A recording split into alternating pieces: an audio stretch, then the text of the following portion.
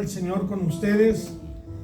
Voy a decir sinceramente, sin halagos vanidosos ni lisonjerías, me siento impactado. Ustedes tienen un pastor realmente siervo de Dios.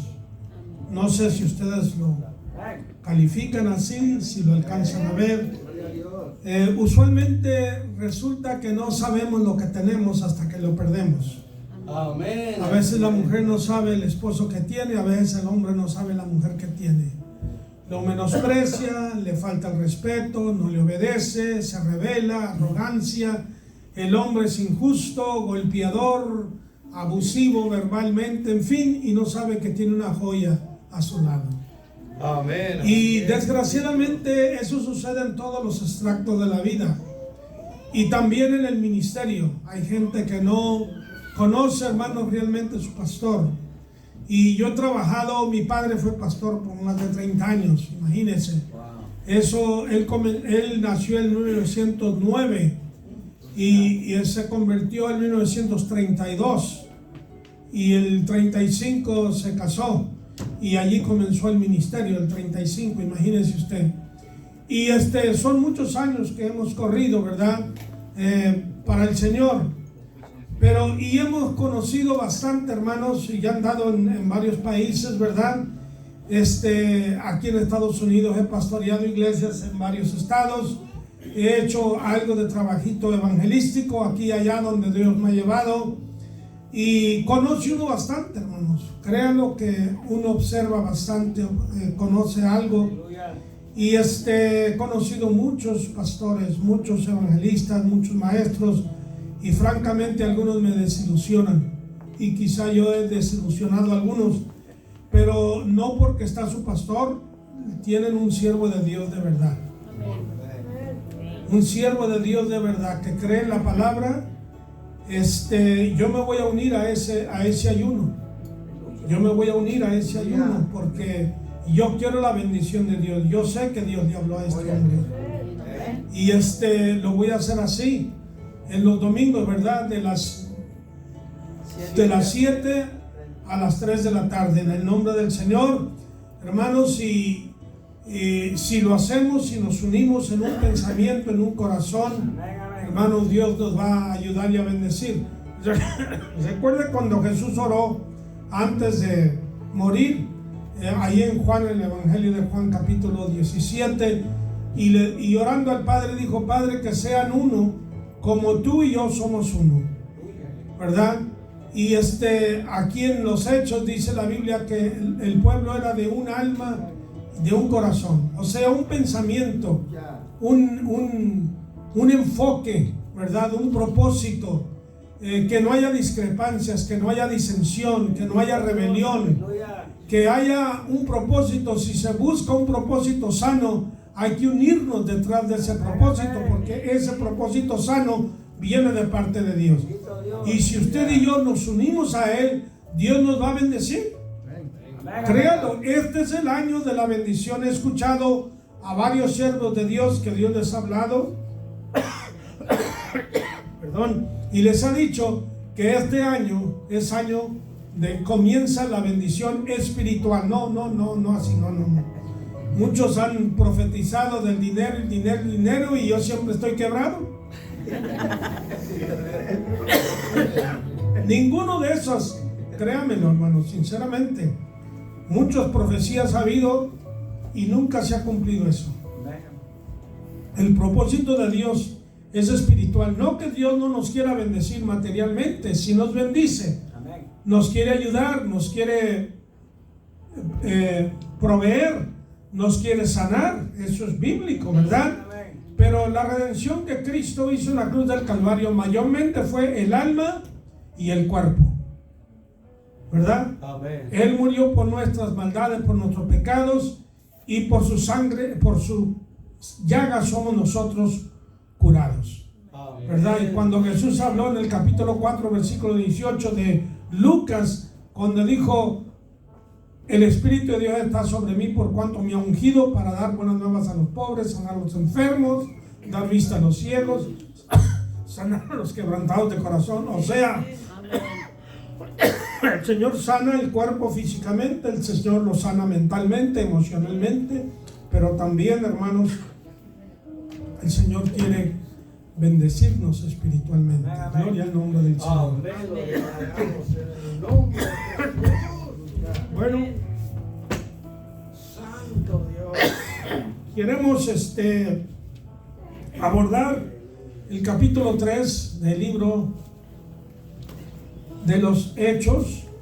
Amén. Así se llamaba originalmente este libro, Los Hechos. Después le pusieron Los Hechos de los Apóstoles. Cuando vemos y estudiamos, vemos que el enfoque más es sobre Pedro, primero Juan, y el ministerio de Pablo. Sí menciona a Felipe, menciona a Esteban, uno que otro predicador, pero no nos narra la historia que hizo Mateo, que hicieron los demás apóstoles, a dónde fueron, dónde se desenvolvieron, qué milagros hizo Dios a través de ellos, etcétera. El libro de los Hechos no nos dice eso. Tenemos, ¿verdad?, un hombre que el Señor escogió, a 2 hombres, a 12 más bien, pero tenemos a Pedro, a Jacobo y a Juan. Y vemos que Jacobo pues lo eliminaron, lo eliminó el enemigo, pero quedaron Pedro y Juan. Esta mañana quiero titular la enseñanza que vamos a dar: practicidad y pragmatismo del Evangelio. Practicidad quiere decir práctica, ¿verdad? La práctica, el uso, la utilidad. ¿Qué quiere decir la práctica? Según el diccionario Vox, es ejercicio de cualquier arte o facultad conforme a sus reglas. 2. Destreza adquirida con este ejercicio. 3. Ejercicio que bajo la dirección de un maestro tienen que hacer algunos para habilitarse y poder ejercer públicamente su profesión. 4. Práctica quiere decir aplicación de una idea, doctrina, enseñanza o pensamiento. Contraste experimental de una teoría, también es práctica, el contraste experimental de una teoría. 5. Uso continuado, costumbre o estilo de una cosa. Y 6. Modo o método que particularmente observa uno en sus operaciones. Así que practicidad o práctica quiere decir usar una cosa una vez y otra vez y otra vez, ¿verdad? Desarrollar una ciencia, un arte, un oficio. ¿Cómo? Haciéndolo, practicándolo. La música, por ejemplo, tiene que practicarse, tiene que llevarse a cabo, tiene que utilizarse, ¿ok? Tiene que hacerse para poder ser algo práctico. Digo esto por lo que vamos a entrar al estudio, ¿verdad? Y pragmatismo es algo parecido. Pragmatismo viene de una palabra griega que significa pragma, acción o asunto. Es lo que significa pragma, acción o asunto. Es doctrina filosófica que considera al hombre no como un ser pensante, sino como un ser práctico. Una cosa es la especulación, la teoría, el argumento, pero otra cosa es llevar a cabo algo, hacerlo con sus manos. Amén. Amén. Usted puede hablar de comer y comer y comer y nunca comer y se queda con hambre. Amén. Puede hablar de comer, puede argumentar, puede hablar, ¿verdad?, de lo que es el arte de la comida, pero luego cuando usted se sirve, cocina, se sirve, lleva ¿a qué? A la práctica. ¿Están conmigo, hermanos? Amén. Amén. Como un ser de voluntad y de acción. a quien el intelecto le es dado no para investigar y conocer la verdad pura, sino para orientarse en la realidad y actuar en la vida. Por ejemplo, usted estudia a los filósofos romanos como Marcos Aurelio, que fue emperador de Roma, o griegos que fueron como Sócrates, Platón, otros más, ¿verdad? Del tercer, cuarto siglo antes de Cristo, y eran especuladores, filosofaban, pensaban profundamente y hablaban, articulaban, ¿verdad? Con elocuencia, lo dejaban a usted pasmado, pero era todo. Ok, lo voy a llevar para que mejor me entienda. Aleluya. Si usted trata con yo hago trabajos de construcción, ¿ok? Yo sé un poco de construcción, hacemos remodelaciones, todo eso. Cuando yo trato con un arquitecto o con un ingeniero, tengo que tener mucho cuidado, porque él sabe el trabajo, porque él es muy definido, muy preciso, muy detallado, ¿ok?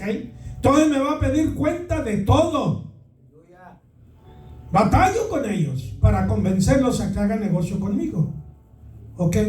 Pero cuando hablo con un abogado, por ejemplo, el abogado es un teórico, es un pensador.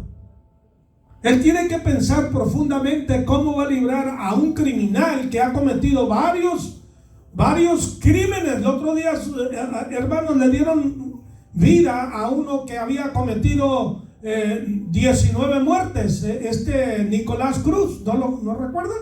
Amén. En vez de darle, hermanos, la aguja, ejecutarlo, ahora tenemos que mantenerlo. Usted y yo, con nuestros impuestos, hay que mantenerlo, darle de comer, vestirlo, calzarlo, cuidarlo por el resto de su vida. ¿Quién lo libró de allí? El abogado, que es un pensador. ¿Qué va a hablar? ¿Qué maña va a usar? ¿Qué argumento? ¿Qué excusa? ¿Qué razonamiento va a presentar para decir, pobrecito, tengan misericordia de él? Aleluya. Gloria a ¿Me Dios. hago entender, hermanos? Amén. Así que tratar con un abogado es muy diferente a tratar con un arquitecto, con un ingeniero. Muy bien.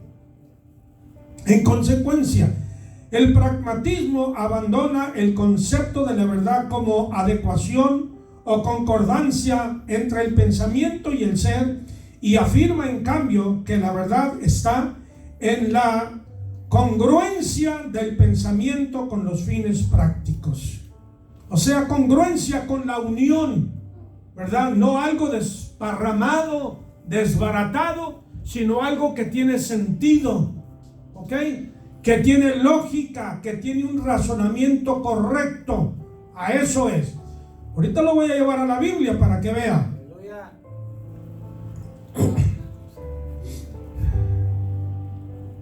Con fines prácticos del hombre, en que aquel resulte útil y provechoso para la conducta práctica de éste. ¿De qué me sirve a mí un especulador, un filósofo que está hablando de esto y lo otro y no sabe ni cómo trabajar para ganarse la vida? Si le regala usted un gatito, un perrito, se le muere de hambre porque no sabe cómo ganarse la vida. Yo he conocido gente así. Amén, abundan. Gloria a Dios. Yo he conocido gente así. Ya no me voy a meter más porque los voy a asustar.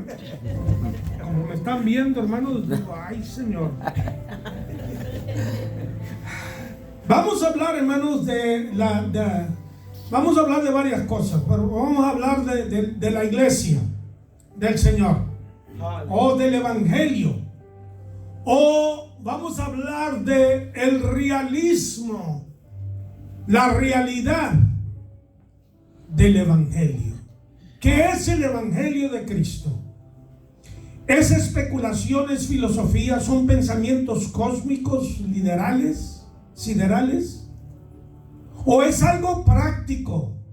Por ejemplo, ¿para qué quiere usted un Dios alejado allá, trillones y trillones y trillones de millas?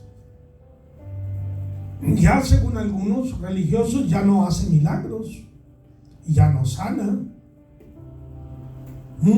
Si te enfermas, pues hermano, aguántatela. Te enseñan los pastores cómo sufrir, cómo ser abnegado, cómo ser sufrido, cómo ser paciente. Hermanito, te tocó así, ni modo. Hermano, yo necesito a un Dios práctico. Yo tengo necesidad, necesito que Él me ayude. Aleluya. Que Él me supla, que Él me sane. Estoy en la cárcel, necesito que me saque de allí. Estoy en droga, necesito que me libere. ¿Cómo que Dios no hace milagros hoy en día? ¿Cómo que Dios no sana? ¿Cómo que Dios no contesta oraciones? Entonces, ¿para qué lo quiero? Me estás dando un argumento muy bonito de Dios y que es amor, y pues sí, pero ese amor no me lo muestra a mí. Yo quiero andar con Él, yo quiero que Él me toque, yo quiero tocarlo espiritualmente. Yo quiero conocerlo, yo quiero entrar en una relación íntima, práctica, diaria, cotidiana con Él. Aleluya. ¿Ok? Entonces, ¿qué es el Evangelio de Cristo? No es una filosofía, no es un argumento, es una realidad práctica que se puede aplicar todos los días. Mire, antes de entrar al capítulo 3, quiero que note nada más un versículo 2 ahí en el último libro de Juan, que es el libro anterior, ¿verdad? Amén. El último libro, el último capítulo, el último versículo de Juan, capítulo 21-25, dice así: y hay también otras muchas cosas que hizo Jesús. Note usted, cosa es algo que usted palpa, que usted puede tocar, que usted puede ver. ¿Ok? Una cosa es algo real, no es un pensamiento. ¿Ok? Es algo real, es algo verdadero. Y si fuera pensamiento, el pensamiento se concreta, se realiza, se lleva a la realidad, a la práctica. ¿Ok? Muchas cosas que hizo Jesús, las cuales si se escribieran una por una, pienso que ni aún en el mundo cabrían los libros que se habrían de escribir. Jesús hizo cosas. Ahora mire usted, voltee la página, el capítulo 1 de Hechos. Quizá ya analizaron ustedes esto, pero para mi argumento o mi presentación quiero usar este versículo, capítulo 1, versículo 1. Dice: en el primer tratado, oh Teófilo, hablé acerca de todas las cosas, no palabras, no argumentos, cosas que Jesús ¿qué? Comenzó a hacer y a enseñar. La hizo, la llevó a cabo, ok, y luego lo verbalizó, lo enseñó. Dos cosas hizo Jesús: hizo y enseñó. O sea, que sus palabras se convirtieron en hechos y sus hechos se convirtieron en palabras. Amén, aleluya. Aleluya. Cuando Jesús llegó a la tumba de Lázaro, no hizo una argumentación larga sobre la resurrección, como lo hizo Platón, Aristóteles, Sócrates. No. Hablando de la inmortalidad del alma, Jesús dijo: levántate, sal fuera. Aleluya. ¿Y se quedó allí? No, hermano, salió fuera. Eso es lo práctico, ¿me está entendiendo? Del Evangelio. Ese es el pragmatismo que nosotros presentamos, la realidad, el hecho verdadero, visible, palpable, innegable, incontrovertible, irrefutable, contundente de la verdad. Amén, aleluya. aleluya, santo. Cuando usted, los ignorantes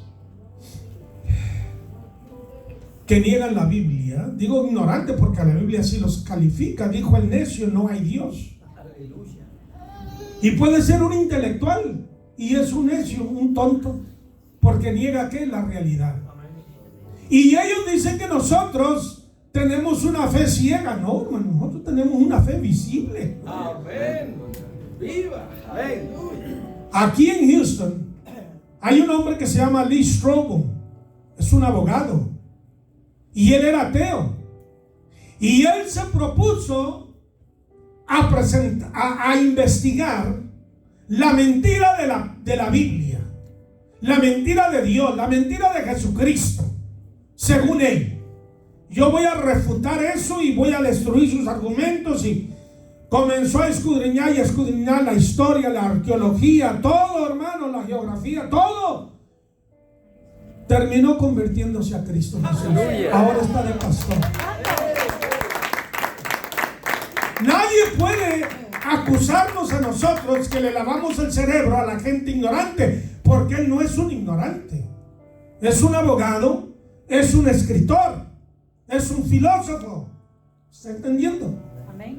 ¿Por qué se convirtió a Cristo? ¿Porque alguien le predicó? No, porque él hizo investigación minuciosa y detallada de que si este evangelio es la verdad o no lo es. La Biblia menciona países como a Rusia, como a Irán, como a Etiopía, como a Israel, mares, montañas, valles. La Biblia menciona todo y todo eso está con nosotros hasta el día de hoy. Aleluya. Wow, aleluya. Muy diferente a lo que dicen los mormones, que el ángel Moroni, pues yo no sé ni el nombre de esos ángeles, se le apareció. ¿Y cuántos testigos había? Porque los testigos que la Biblia me presenta de Jesús dieron su cuello por la verdad.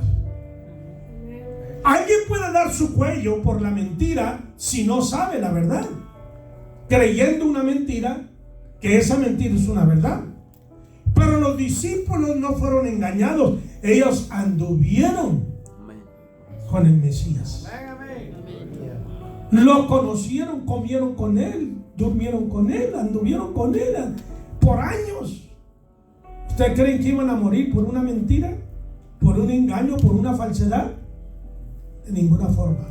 Wow, santo. Entonces, vamos a presentar esto para que vean ustedes que el escritor de este libro no era un catecúmeno, un ignorante, un analfabeta o semianalfabeta. Era un médico de profesión llamado Lucas. Aleluya. Y este hombre, según se compara la historia que él narra en Hechos con los historiadores seculares que hay, Lucas sobresale entre todos ellos. Wow, Dios. Santo. ¿Está entendiendo? Como escritor, como historiador, su estilo literario y también como historiador sobresale. Así que tenemos algo bastante fidedigno, confiable. Tenemos una base, un fundamento fuerte y poderoso para creer la palabra de Dios. Hay mucho que se puede hablar sobre esto. Amén. ¿Me entiende? Pero solamente le doy esto como una introducción para que el mundo sepa y usted sepa que no estamos creyendo a ciegas. Yo soy una persona que me gusta investigar y no me creo fácilmente de alguien que me dice algo, de la política, de la historia, de lo que sea, ni de la religión. No le creo a cualquier teólogo porque he leído algunos libros. A cualquier maestro no le creo. Yo tengo que investigar por mí mismo. ¿Por qué? Porque cuando yo estaba niño yo oí cosas que ya de grande las investigué y me di cuenta que no eran así. ¿Ok, hermanos? ¿Están conmigo todavía? Entonces vamos a entrar al capítulo 3. Capítulo 3 de los Hechos. Diríamos de los hechos del Espíritu Santo a través de los apóstoles. Amén. Y este Espíritu Santo es realmente extraordinario, ¿verdad? Inconmensurable, no se puede medir, no se puede definir concretamente en el vocabulario humano. Las obras suyas son grandes, pero gloria a Dios por ello. Ahí en el capítulo 3 estamos, ¿verdad? Amén. Dice, Pedro y Juan subían juntos al templo a la hora novena de la oración. Pedro y Juan. Tomó Jesús a Pedro, a Jacobo y a Juan. Note usted que menciona primeramente a Pedro.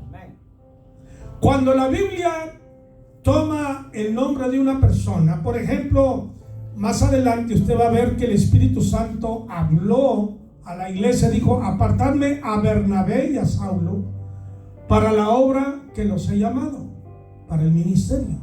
Bernabé y Saulo. Pero más adelante dice Pablo y Bernabé. Aleluya. Ve cómo cambian los roles, los papeles que cada uno desempeña. Ahora no es Bernabé el prominente, sino que es Pablo el prominente de los dos. Amén, santo. Cuando leemos allá en Números, capítulo creo 11, por ahí 12, dice la Biblia que María y Aarón hablaron contra Moisés y la lepra vino a María. ¿Han leído ese pasaje? Amén. ¿Por qué no le vino a Aarón la lepra? ¿Y por qué menciona a María si Aarón es el varón? Porque María fue la que incitó la rebelión contra Moisés. ¿Me está entendiendo?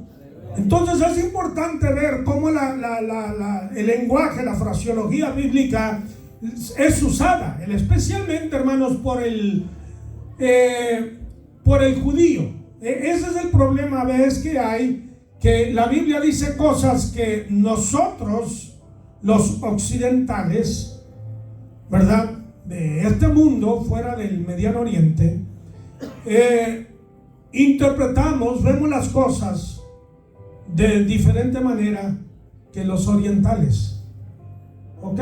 Amén. Por ejemplo, la Biblia la leemos de acá para acá. El judío la lee de acá para allá.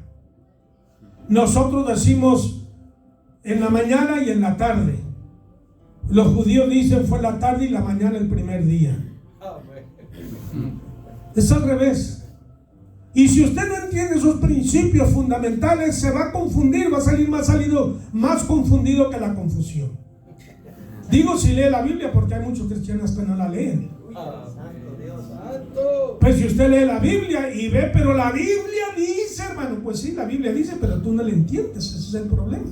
No es que no lo diga, es que tú tienes que entender, tú tienes una mentalidad, una crianza, una idiosincrasia, un medio ambiente social muy diferente a aquella gente. Y fueron aquellos que escribieron la Biblia, los judíos.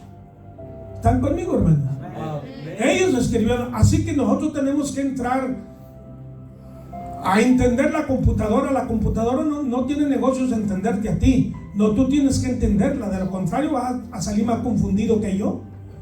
Porque yo a la computadora, yo creo que la computadora está loca. Que está al revés. Pero no es la computadora, me dijeron, eres tú. Aleluya. La computadora no va a cambiar.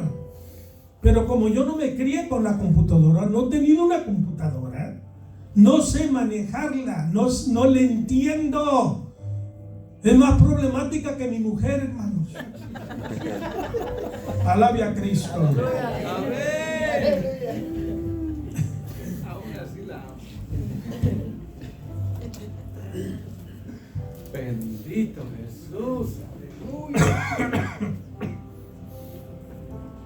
Pedro toma la batuta, por así decirlo, la dirección de este ministerio apostólico, porque el Señor le había dicho, a ti daré las llaves, ¿verdad?, del reino, a ti te las daré, tú vas a ser el jefe, tú vas a ser el líder. Con esas llaves, no una llave, varias. No es el Papa, no, ellos se atribuyen cosas que no son bíblicas y muy contrarias a la verdad, muy contrarias, totalmente contrarias. Pedro y Juan subían juntos, ¿ok? Cada vez que la Biblia dice que la gente va de Jerusalén a un lugar. Un hombre descendía de Jerusalén a Jericó. ¿Cómo dice la palabra? Descendía. Cuando vas de Jerusalén a un lugar, desciendes. Cuando vas de un lugar a Jerusalén, subes, asciendes. Ok, ese es el principio bíblico. No lo podemos alterar. Así que Pedro y Juan subían al templo, posiblemente no estaban. Cuando hicieron su viaje, emprendieron su viaje, no estaban exactamente en Jerusalén, o posiblemente lejos a las afueras, por ahí en los suburbios, ¿verdad? Sabemos que había aldeas, Belén, Nazaret, que estaban cerca, suburbios, por así decirlo, de Jerusalén. Amén. Aleluya. Inseparables. ¿Se acuerdan que Jesús mandó a los discípulos de 2 en 2? ¿Por qué? Dice allá Salomón en Eclesiastés que mejor son 2 que 1. Si uno cae, el otro lo levanta. Y si el león te quiere tragar, se traga 2 en vez de 1. Queda más satisfecho, ¿no?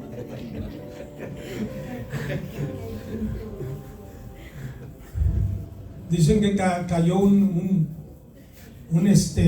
misionero, ¿verdad? En la selva, iba en su avioneta y cayó en la selva. Y cuando cayó allí estaba un león, ¿no? Yo creo que el león era cristiano. Comenzó el león a abrir la boca. Y este misionero era diplomático. O sea, trabajaba por el gobierno, era diplomático. Y ya ven que esa gente es puro wiri, puro habla, ¿verdad? Y cuando vio al león que abría la boca y enseñaba los colmillos, le dice al león, oye, dice, creo que podemos dialogar, ¿no? Le dice el león, bueno, yo no sé tú, pero yo estoy dando gracias por mis alimentos.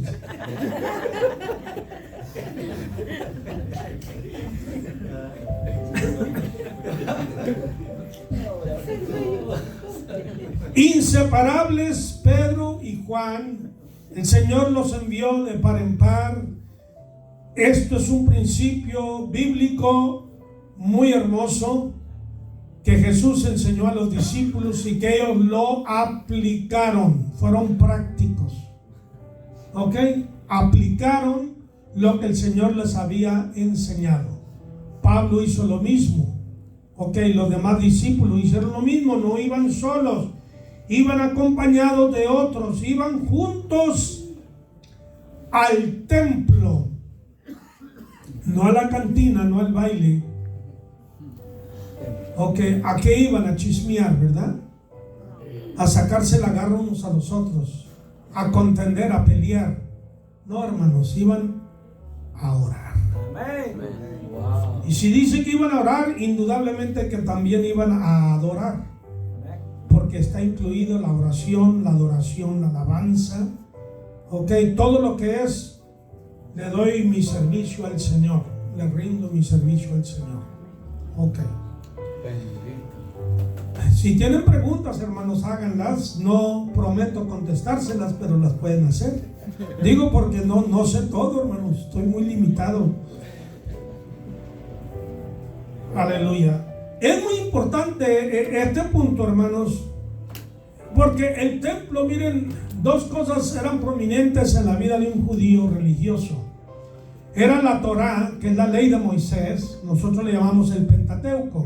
Pente viene de la palabra 5, ¿verdad? Como el Pentágono, como Pentecostés. Ok, viene del número 5. Bueno, los judíos le llaman la Torá los primeros 5 libros de la ley. Esos 5 libros de la ley y el templo eran crucial, imprescindibles en la vida social y religiosa de los judíos. Realmente yo les voy a ser franco, aquí a veces quizá ya tocaron eso, pero entre paréntesis voy a decirles que a veces yo me pongo a pensar, porque dice la Biblia que estaban 120 en el alto cuando vino el Pentecostés, vino el Espíritu Santo, pero ¿dónde estaban los discípulos? Porque Jesús nunca falló a ninguna de las fiestas que había en Jerusalén. Jesús nunca falló de ir al templo. ¿Dónde estaban los judíos? En la casa estaban cuando derramó el Espíritu Santo, pero allí no cabían 3,000 personas que se convirtieron. Cabían a lo más 120, 130 personas. Entonces hay allí algo que yo no alcanzo del todo a comprender, les soy sincero, ¿verdad? Pero bueno, ya es otro punto. Hay que creer la Biblia tal y como está, y lo que no podemos entender, pues no lo entendemos. Pero la verdad que el templo era una cosa, hermanos, para los judíos. Ellos tenían sus fiestas y venían por miles y miles y miles. Especialmente en las 3 fiestas principales, Pentecostés siendo una de ellas. Creo que la fiesta de los tabernáculos era la otra, y la Pascua, creo. Esas 3 fiestas eran las principales de las 7 fiestas que celebraban los judíos, y no eran las fiestas de los judíos, como dice más adelante Juan. Dice que la fiesta de los judíos no, eran las fiestas del Señor, en las fiestas de Jehová. Dios había instituido eso para su pueblo. Y el pueblo judío, hermanos, hasta el día de los apóstoles, ellos se apegan a ello, hermanos, con un celo religioso, espiritual. Para ellos es algo, ¿verdad?, cumbre, importantísimo. Entonces, el lugar donde vas a hallar tu refrigerio, consuelo, orientación, va a ser la casa de Dios. Amén. Le pregunté a un hermano pastor allá en Laredo, en Nuevo Laredo, México. Él había sido luchador profesional, y le dije: hermano, ¿qué es lo que hace a un luchador? ¿Qué se requiere? ¿Qué característica, qué disciplina hay que tener? ¿Qué mentalidad? ¿Qué clase de persona tiene que ser para ser un luchador? No, hermano.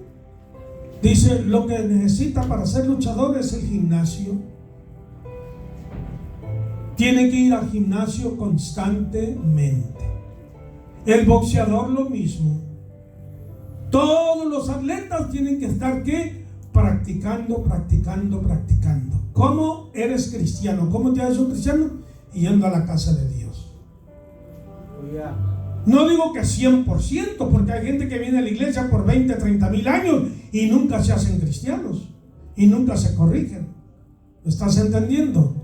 Pero si tú pones en práctica la enseñanza, la predicación, el venir al templo te va a edificar, te va a ayudar. Quedarte en la casa no te va a ayudar. No importa cuánto ores y ayunes, sí, debes hacerlo, pero eso no basta. Basta con venir a la casa de Dios. Recuerden lo que dice Hebreos 10, 25 por ahí. Que no dejéis vuestras congregaciones como algunos tienen por costumbre, más cuando veis que aquel día del Señor se acerca. Y nosotros estamos acercándonos a ese día glorioso. Yo necesito, es necesario, es una necesidad cumbre el venir a la casa de Dios. E iban a la hora novena de la oración. ¿Cuál era la hora novena? ¿Alguien me puede decir? Eran las 3 de la tarde. ¿Cuántas veces oraba un judío, hermanos? 3. A ver, ¿alguien sabe? Salmo 55. Parece que es 55, déjenme ver.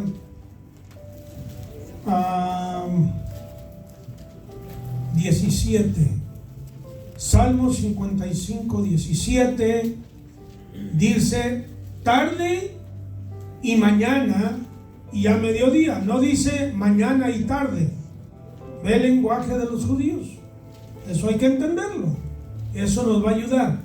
Tarde, mañana y a mediodía oraré y clamaré, y él oirá mi voz.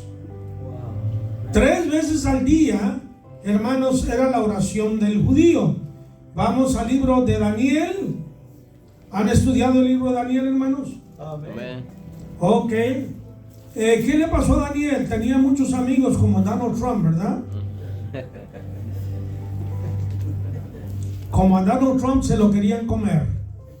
Y digo eso en serio porque el Señor me hizo entender que así como Daniel era perseguido, así es siendo Donald Trump. No se espante que Donald Trump vuelva a la presidencia. No se espante. Porque a Daniel lo echaron al foso de los leones y pensaron que estaba muerto, acabado, terminado. Y regresó al palacio. Amén, gloria a Dios. Y quien cayó en el foso fueron sus enemigos. Amén. Y eso va a suceder. Escríbalo, porque estoy seguro, tengo esa convicción. Dice el capítulo 6 de Daniel, en el versículo 11 y 12. En el versículo 11 dice: entonces se juntaron aquellos hombres y hallaron a Daniel orando y rogando en la presencia de Dios. Versículo 10. Cuando Daniel supo que el edicto había sido firmado, entró en su casa y abiertas las ventanas de su cámara que daban hacia Jerusalén, se arrodillaba 3 veces al día y oraba y daba gracias delante de su Dios como lo hacía hacer antes. 3 veces al día, mañana, mediodía y en la tarde. Y dice que daba gracias aún por los leones. Nosotros le damos gracias a Dios cuando nos da un carro, nos aumentan el salario, compramos una. Gracias, Señor, te amo. Y también testificamos: Dios es bueno, Dios es bueno. Mira, mano, Dios es bueno con casa y sin casas, con carro y sin carro, con salud y sin salud. Dios no está sujeto a tus experiencias ni a las mías. Déjate de esas niñerías. La grandeza de Dios, de su amor, de su bondad, de su misericordia, trasciende nuestras experiencias limitadas que tenemos aquí en este mundo. Aleluya. Amén, hermanos. Amén. Yo, créame lo que soy muy escéptico. No era así, dijo uno, pero así me hicieron. Cuando la gente dice: hermano, Dios me ha bendecido, sí, y ya espero la segunda razón por qué Dios me ha bendecido. Porque Dios les dio una casa. Pues, los ricos tienen más casas que tú y yo, ¿no? Bill Gates, Elon Musk, Jeff Bezos, toda esa gente multimillonaria tiene más casas. ¿Y Dios no los ha bendecido? Pues sí, en una forma sí, claro. Pero eso es algo muy generalizado, hermanos, que no se limita al creyente solamente. En hecho, el creyente a veces, el verdadero creyente a veces es el más pobre económicamente que el mundano. La generosidad de Dios, el amor de Dios, hermanos, no está limitado a nuestro conocimiento o experiencias. Aleluya. Amén. Dile gloria a Dios. Amén, gloria a Dios, aleluya. Muy bien, seguimos allá con Juan capítulo 3. Gloria a Dios, santo. A la hora novena, la de la oración, había una oración específica, quizá que sobresalía, pero esa es la oración. Qué bonito cuando nosotros acudimos al reto que nos hace el Señor a través del pastor y nos dice: vamos a hacer este ayuno, vamos a hacer esto, vamos a hacer lo otro, y nos sacude, hermanos. Toda la semana, fíjate, Dios no te pide mucho, hermano. Toda la semana es para ti. Para trabajar, para descansar, para ver la televisión, ¿verdad? Para hacer muchas cosas que debes o no debes hacer, las haces todas. Para ir de compras, para gastar dinero, para ir a comer al restaurante, en fin. Dios te dice: bueno, pero este tiempo es mío, específico, dámelo a mí. Pero ¿qué tiene que ver eso, hermano? ¿Qué tiene que ver un fruto del árbol? No comas de eso, coma de todo. Harta te hincha, te come 23 horas al día si quieres. Frijoles, papas, arroz, todo lo que quieras, naranjas, peras, fruta de los... Pero ese árbol no lo toques. No comas de él. No, pero yo lo quiero. ¿Por qué no? Pues ¿quién eres tú para decirme a mí qué haga, Señor? ¿Ve? Y mire el dolor de cabeza que ha causado el problema ese, ¿verdad? O sea, hermanos, una cosa la Biblia nos enseña: obedezcamos al Señor. Usted no me tiene que obedecer a mí, pero obedezca al Señor. Si obedecemos al Señor, hermano, todo está arreglado. Dijo un hermano en un lenguaje muy sencillo, dijo, hazte al lado de Cristo y la tienes hecha. ¿Para qué voy a pelear con Cristo? No puedo pelear con mi prójimo, mucho menos con Cristo, hermano. Alábale. ¿Hay pregunta, comentario? ¿Quieren ayudarme? Bueno, yo tengo un comentario, hermano, sí, mi hermano, respecto a lo que es la oración, ¿verdad? La costumbre de los judíos de orar 3 veces al día lo sacaron de ofrecer los sacrificios. Ofrecían un sacrificio en la mañana a las 9 de la mañana, otro a las 12 y el tercero a las 3 de la tarde. Entonces para ellos la oración era como un sacrificio y es un sacrificio. Por eso muchos no oran, hermano, porque orar es un sacrificio. Entonces ellos oraban a las 9 de la mañana, oraban a las 12 del día y oraban a las 3 de la tarde. Entonces eso es lo que yo quería comentar, que todos se dan cuenta cuando dicen que oraban 3 veces al día. Daniel oraba 3 veces al día, quiere decir oraba a las 9 de la mañana, oraba a las 12 y oraba a las 3 de la tarde. Pero ahora Pablo, el cristiano judío, el judío cristiano dice: oren en todo tiempo, oren sin cesar. Ya no son 3 veces al día, es todo el día, hermano. Bendiciones. Y la oración, fíjese, la oración, usted no puede orar en el trabajo en el sentido de hincarse allí, pues va a interrumpir, no lo van a permitir. Pero qué tal si en su espíritu usted está meditando en el Señor. Aleluya. Usted le está alabando. Eso es lo que se refiere Pablo, ¿verdad? Cuando dice en todo tiempo, ¿verdad? Usted va manejando, usted puede pensar en el Señor, cantarle, alabarle. Yo le canto al Señor desde que amanezco, hermano, y no digo por que soy muy santo, no, nada de eso. Sencillamente me nace en el corazón. Y recuerden las palabras de Jesús que dijo: el que cree en mí, ríos de agua viva correrán de su vientre. Es algo que instintivamente brota de nuestro ser. Aleluya. Brota para alabar, para magnificar a Dios. Amén. Siempre andar con Él, siempre meditar en Él, siempre alabarle, siempre darle gracias. Hermanos, el diablo no fácil se quiere. Si usted está armado de esas bombas nucleares espirituales, Satanás no fácil se va a acercar a usted. Porque si te arrima Satanás, te voy a volar los sesos. Pero no a su prójimo, ¿ok? No a su prójimo. Aunque lo odia a usted y lo insulte, no hay que orar por él.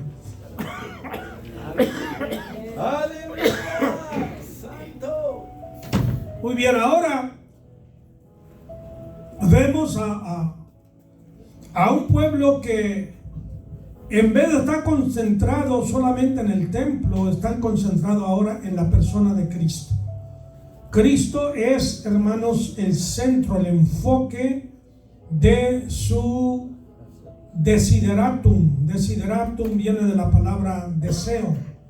Es lo que usted más desea, más quiere, más está enamorado de la persona de Cristo Jesús, ¿verdad? Amén. Y esta gente, estos hombres de Dios, juntamente con los creyentes primitivos, iban a orar al templo. Y era traído un hombre cojo de nacimiento. Más adelante dice que era de más de 40 años. 41, 45, no sé. Pero entre 40 y 50 años tenía de edad este hombre, de nacimiento. Este hombre nunca había caminado, nunca había trabajado, posiblemente no se había educado. Una condición no solamente hermanos, humillante, realmente una condición paupérrima, difícil, imposible. Si mucha gente se queja de las desventajas que tienen de la vida, y soy así porque esto, y soy así porque el otro. Este hombre trabajaba pidiendo limosna, es un trabajo. Pedir limosna, no cualquiera le gusta pedir limosna. ¿A usted le gusta pedir limosna? No. ¿Verdad que no nos gusta? Es muy humillante, pero a veces no hay alternativa. O me muero de hambre o pido. Y llega el momento cuando la persona se cansa de aquello, se fatiga, pero el instinto de sobrevivir es más fuerte y quiere sobrevivir. Y este hombre era traído al templo.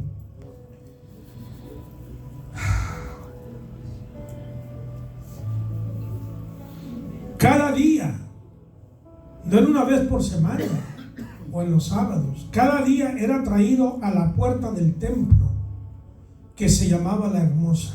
La puerta se llamaba La Hermosa, no el templo en sí.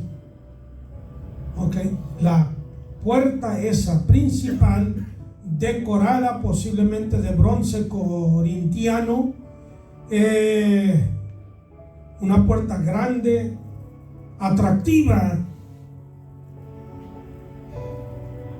Allí ponían a este hombre, donde la gente entraba y salía, donde había mayor tráfico. Ese buen principio, ¿verdad? Comercial. Quieres estar en un lugar cumbre donde todos te vean, donde nadie puede escapar. Y el que pide, pues lo hace de esa manera. Ya ve la gente que se para en las calles donde están los carros, ¿verdad? Pidiendo. Muchos de ellos, algunos tienen necesidad y otros porque no quieren trabajar, y otros por el vicio de las drogas, del licor, que nadie les da trabajo ya porque no pueden sostener un trabajo, no son confiables y están allí y tienen una parálisis diferente, una enfermedad diferente a la que este hombre poseía. Este hombre estaba cuerdo, este hombre posiblemente estaba bien en otros aspectos de su cuerpo, pero había nacido cojo de nacimiento, y con la ayuda de familiares, de amigos, etcétera, lo ponían allí en esta puerta a la entrada del templo. ¿Qué tal, hermanos, si en vez de haberlo puesto afuera del templo, a la orilla de la puerta, lo hubieran llevado adentro del templo? ¿Creen que quizá hubiera sanado antes? Hay gente que nada más se acerca a la orilla, pero no entra, y por eso no reciben el milagro. Mire, hermano, Dios quiere hacer milagros. Dios se especializa en milagros. Él le gusta hacer milagros porque Él es glorificado cuando hay un milagro. ¿Ok? Cuando hay un milagro significa interrumpir temporalmente las leyes de la naturaleza para que se lleve a cabo un milagro. Un milagro significa que nadie más lo puede hacer más que la mano de Dios. Ok, tiene que intervenir Dios directamente. Entonces Él es glorificado cuando un milagro se efectúa, pero no siempre hay milagros. ¿Recuerdan lo que dijo Jesús acerca de Naamán, el leproso? Había muchos leprosos, pero solamente a uno fue enviado el profeta a sanar. Wow. Y muchas viudas había en Sarepta de Sidón, pero a una de ellas solamente fue enviada Elías para proveerle al profeta, y de galardón ella fue provista y su hijo también. Pensaba ella que se iba a morir, ella y el hijo de ella, de hambre, porque había gran hambre en la tierra. Y cuando Elías le pide, dame un bocado, dijo, es todo lo que tengo. Dijo, dámelo como quiera, dámelo porque Dios me ha dicho esto y esto. ¡Wow! ¿Cuántos quieren un milagro del Señor? Dios lo puede hacer, hermano, con nosotros. Gloria a Dios. Aleluya. Pero hay una manera de cómo llegarse a Dios, ¿verdad? Dios es un ser santo y hay que reverenciarlo. Y hay que tratar con Él en una forma muy reverencial, muy respetuosa. Cuando yo me hinco a quejarme con Dios, hermano, pierde la comunión inmediatamente. Ay, Señor, mire, ya estoy yo quejumbroso, llorando, teniéndome lástima. Mira, Señor, pobrecito de mí. Cállate la boca, malcriado. Amén. Te he bendecido, te he ayudado, te he dado. ¿De qué te quejas? Menos mereces. Aleluya. Gloria a Dios. Lo que Dios tiene, hermano, reservado. Fíjese, a ver cómo, a ver dónde dice esto en Corintios. Déjeme ver en qué parte de Corintios, ¿es primero o segunda de Corintios?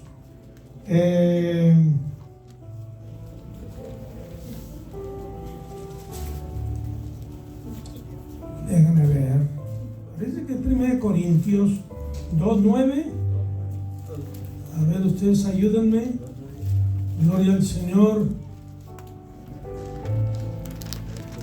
No es allí. A ver, 1, 2. Antes bien, sí. 1 Corintios capítulo 2, versículo 9. Antes bien, como está escrito, cosas que ojo no vio, ni oído oyó, ni han subido en corazón de hombre, son las que Dios ha preparado para los que le aman. O sea, tú no puedes comenzar a imaginarte lo que está diciendo la Biblia, lo que Dios ha preparado para ti.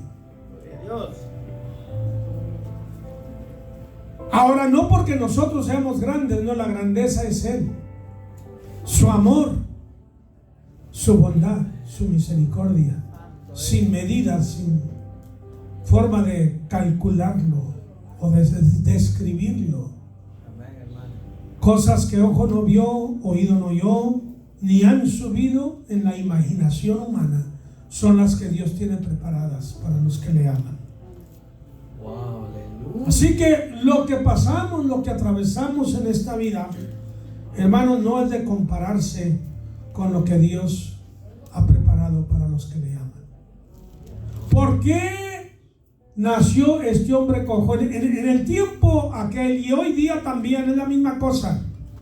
Cuando alguien está enfermo, cae en una tragedia, Dios lo castigó. ¿Qué hizo? ¿Qué pecó? El pastor donde yo asisto allá en Canroe, el hijo de él, de 25 años más o menos tenía de edad, cuando vino un borracho por atrás, le pegó al carro y lo dejó, hermanos, en una condición que no puede hacer nada el muchacho por sí mismo, absolutamente nada. Y el padre de pastor y la hermana, la madre, así, ayudando a su marido. Y los hermanos, ¿por qué? ¿Y por qué? Como juzgando. Benny Hinn dijo algo muy, muy verdadero. Dijo, no le cuentes a tus amigos tus problemas, porque vienen, te van a visitar los amigos de Job. ¿Se acuerdan de los amigos de Job? Job se murió, pero los amigos de él todavía viven. Y son los mismos que te acusan.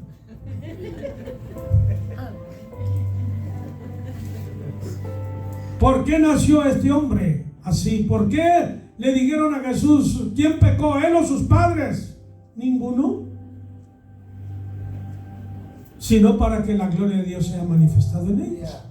Hay un hermano de Australia, vive ahora en California, sus padres pastores, gente piadosa de Dios. Nació sin brazos y sin piernas. No lo han visto. Nick algo, Visuki, algo así se llama. Nació sin piernas y sin brazos, solamente el tronquito de aquí hasta aquí. Lo tienen que cargar. Cuando él habla a multitudes, va a las cárceles, a las prisiones. Ha ido a lugares donde yo nunca quizá vaya. Dios le ha abierto puertas tremendas y testifica de Cristo. Y hermanos, los padres de él preguntaron, Señor, ¿por qué y por qué? Como todos nosotros queremos saber el por qué. No es por qué. ¿Para qué? ¿Para qué viene la adversidad? ¿Qué vamos a aprender? ¿Qué Dios nos va a enseñar con aquello? ¿Ok? Hay lecciones que aprender en todo lo que pasamos en la vida. Amén. No tiene que ser necesariamente una enfermedad, un impedimento físico, pero puede ser otras situaciones difíciles. Pero Dios tiene un milagro.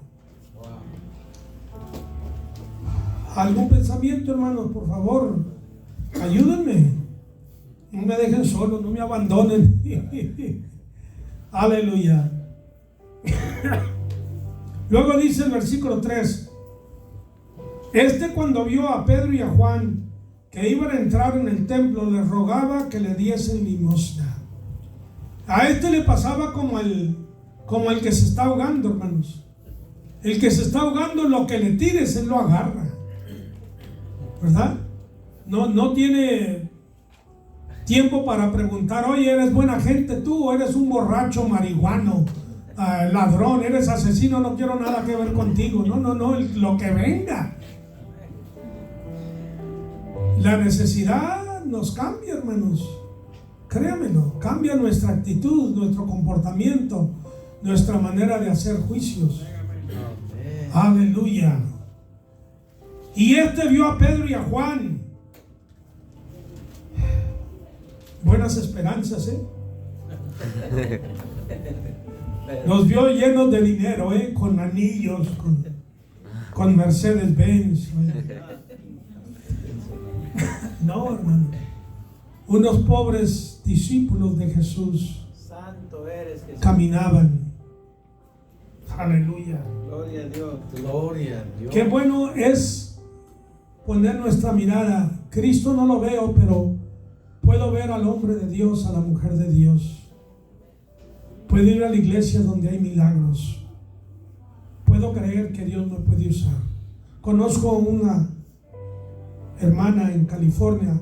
Ella estaba niña, enferma, muy enferma, no podía caminar ni nada.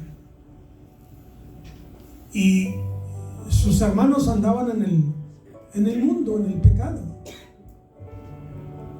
Andaban haciendo mal. Pero había una campaña en la iglesia que se estaba llevando a cabo. Su hermano, y no sé si dos hermanos, o él y un amigo, la agarraron y la llevaron a la iglesia para que oraran por ella. Dios la sanó. Aleluya. Aunque andaban en el pecado, sabían dónde estaba el bien, dónde estaba la vida, dónde estaba la bendición.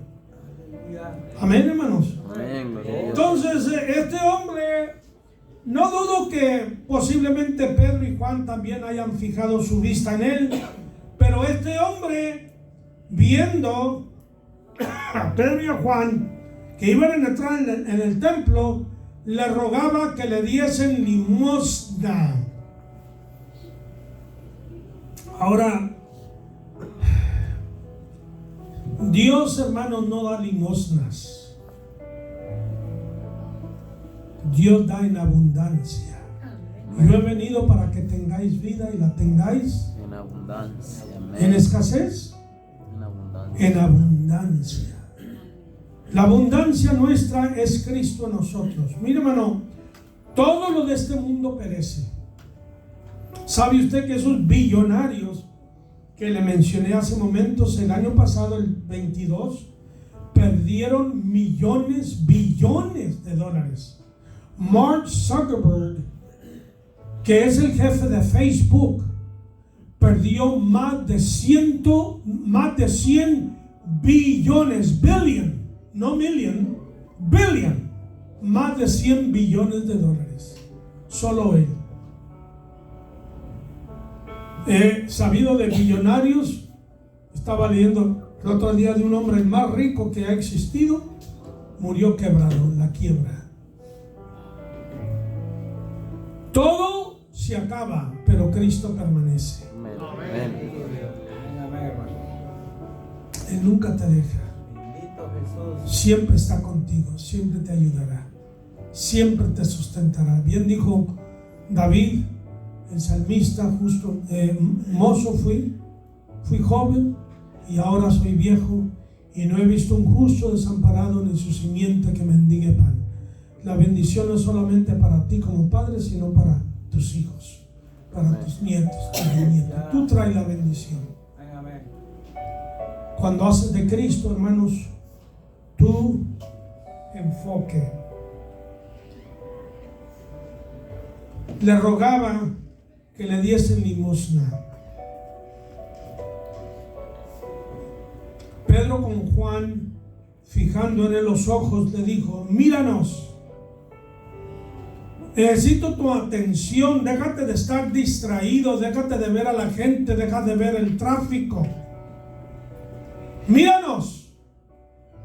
Es una palabra que se usa 12 veces aquí en el Nuevo Testamento y 2 veces la usa Pablo en Corintios. Palabra, verdad, fuerte, que llama la atención, que reclama la atención. ¿Se acuerdan cuando Jesús mandó a los discípulos a predicar? Y les dijo que cuando vayan por el camino no te pares a saludar a nadie. Tú a lo que vas. Tú eres un mensajero. Y lo que Jesús está diciendo, hermanos, es que hay urgencia de predicar la palabra, de avisarle al mundo que el reino de los cielos se ha acercado. Hay urgencia. No hay que desperdiciar ni un segundo. Yo creo sinceramente que el Señor Jesús no desperdició ni un minuto de su vida. Al leerlo yo me quedo asombrado. ¿Cómo podía Jesús vivir la vida tan apresurada que vivió? Con tanta tensión, con tanta presión. ¿Usted sabe lo que es echar fuera demonios, hermano? ¿Usted sabe lo que estos espíritus le agotan físicamente? Va a pelear contra demonios. Y Jesús los echaba fuera.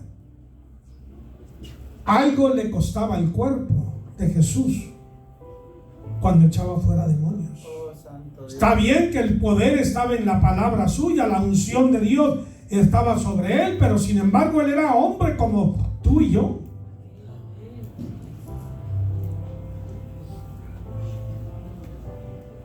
Y es menester que el oyente ponga atención. Amén, amén. El que tiene oídos para oír, oiga lo que el Espíritu dice a las iglesias. ¿Recuerdan la parábola en Mateo 13? Cuando Jesús da 7 parábolas del reino. Y la primera parábola tiene que ver con la semilla que cae en diferentes terrenos. En 3 de los terrenos la semilla se desperdicia. Solo en un terreno se logra. ¿Tenía la culpa el sembrador? No. El trabajo de él es sembrar. Yo voy a sembrar. Echa tu pan sobre las aguas, que después de muchos días lo hallarás. Yo voy a echar mi pan. Yo voy a sembrar. De allá el terreno. Tú eres buen terreno. Vas a creer, vas a recibir, vas a aceptar, vas a asimilar la palabra. Vas a ponerla en práctica. Aleluya. Amén, aleluya. Aleluya, gloria a Dios santo. El que viene a la iglesia, hermanos, viene a recibir algo. Debe de venir con la esperanza de recibir algo. ¿Qué dice Eclesiastés 5? Dice: cuando vayas a la casa de Dios, guarda tu pie y acércate más para oír que para dar el sacrificio de los necios, porque no saben que hacen mal. Cuando a Dios hicieres promesa, no tardes en pagarla. Paga lo que prometes. Mejor es que no prometas, sino que prometas y no cumplas. Cuando fueres a la casa de Dios, o sea, tu actitud, ¿con qué actitud vienes? Hermano, yo voy a la iglesia y regreso y no recibo nada. Pues está en ti, hermano. Porque aquí hay pan espiritual. Aquí hay vida espiritual, aquí hay fe, aquí hay esperanza, aquí hay consuelo, aquí hay sanidad. Está en ti. ¿Con qué actitud tú vas a venir? Este hombre venía con la actitud de recibir algo. Creía que iba a recibir algo. De lo contrario, nunca se hubiera acercado, hermanos, a aquella puerta. Pero él esperaba recibir algo. Y viendo a Pedro y a Juan, esperaba recibir algo. ¿Y recibió algo? No. No salió desilusionado. Aleluya, santo. Bendito Jesús. Pues ya me voy a callar, hermano. Mas Pedro dijo: no tengo plata ni oro, pero lo que tengo te doy. En el nombre de Jesucristo de Nazaret, levántate y anda. ¿De qué le hubiera servido a Pedro y a Pablo, a Pedro y a Juan tener oro y plata? Nunca hubieran sanado a aquel enfermo. Nunca hubieran beneficiado al enfermo. Mire, hermano, lo que se está predicando hoy en día, hay que tener cuidado. Mucha gente está, miren, hay iglesias mega churches que le llaman, iglesias mega, de miles y miles de gente. ¿Hay milagros? No necesariamente. Predícale a la gente lo que ellos quieren oír. Dice Pablo que en los postreros días habrá comezón de oír la palabra. La comezón no es un dolor, hermano, no es una llaga.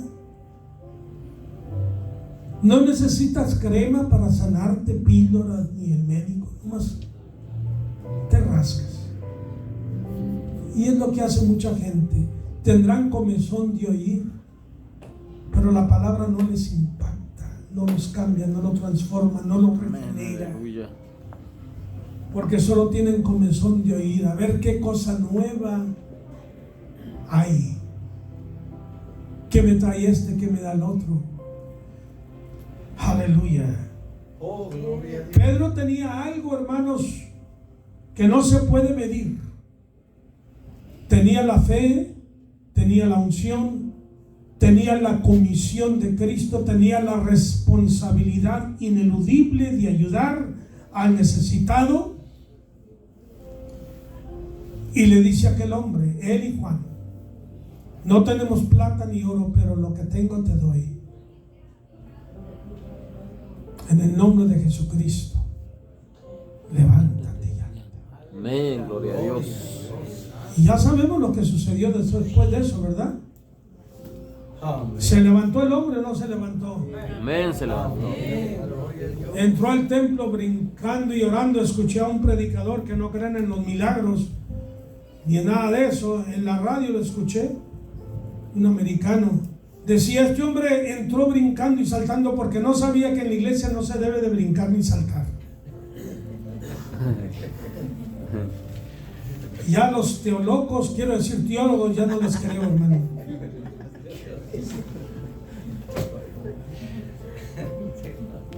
Yo voy a investigar por mí mismo, ¿ok? Y te aconsejo que lo que yo te hablo, investígalo tú también. Aleluya. Si no es de Dios, descártalo, echa a un lado. Pero no descartes todo, porque algo es de Dios. Amén. Pablo nos aconseja escudriñarlo todo y retener lo bueno. Pero cuando vamos a la palabra, todo es bueno. Amén. Todo es bueno. Todo trae salvación, trae sanidad, trae bendición, trae éxito. Dios les bendiga, hermanos. Hermano pastor, gloria al Señor. Gracias por su tiempo, hermanos, por su paciencia. Dios les bendiga.